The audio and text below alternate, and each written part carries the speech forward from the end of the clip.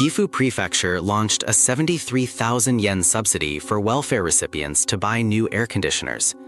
This move bypasses a national system that currently leaves thousands of people in life-threatening heat. The policy addresses a critical flaw in how Japan manages its most vulnerable citizens during extreme summers. Current national guidelines generally require welfare recipients to pay for air conditioner replacements out of their own pockets. The Ministry of Health, Labor and Welfare Manual states that public funds do not cover units that fail due to age. This leaves many low-income households with no way to cool their homes when old machines break down. Article 25 of the Constitution and Article 3 of the Public Assistance Act guarantee a minimum standard of healthy living.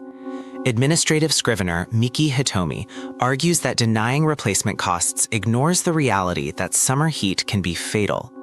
Forcing the impoverished to take on debt for a basic appliance may constitute an abuse of administrative discretion. Even when a household qualifies for aid, a national cap of 78,000 yen limits their options. Local officials admit this budget is insufficient for modern, energy-efficient models. This financial restriction forces recipients to purchase older or lower-end units that consume significantly more electricity. Choosing cheaper units results in higher monthly utility bills, which the government ultimately pays through living assistance. This short-term saving creates a long-term financial burden on the public treasury.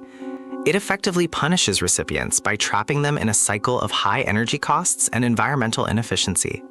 Installation costs are handled separately and are left entirely to the discretion of local welfare offices. Some offices provide no data on how much they allocate for these essential services. This lack of transparency leads to a regional lottery, where support depends entirely on where a person lives. Gifu Prefecture allocated 31 million yen from the special grant for global price hikes to fund their program.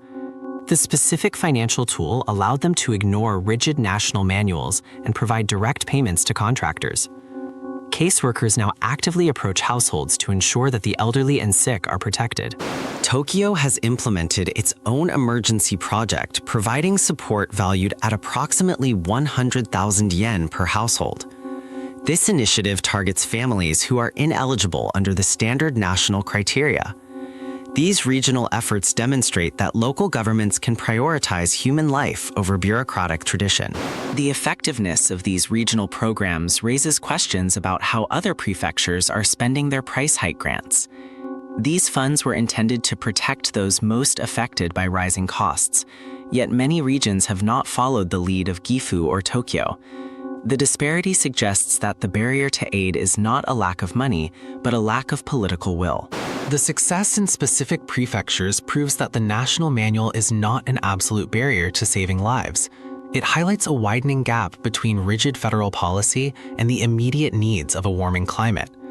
Observing how different administrations allocate these emergency grants reveals which local leaders are prepared to act when the national system fails.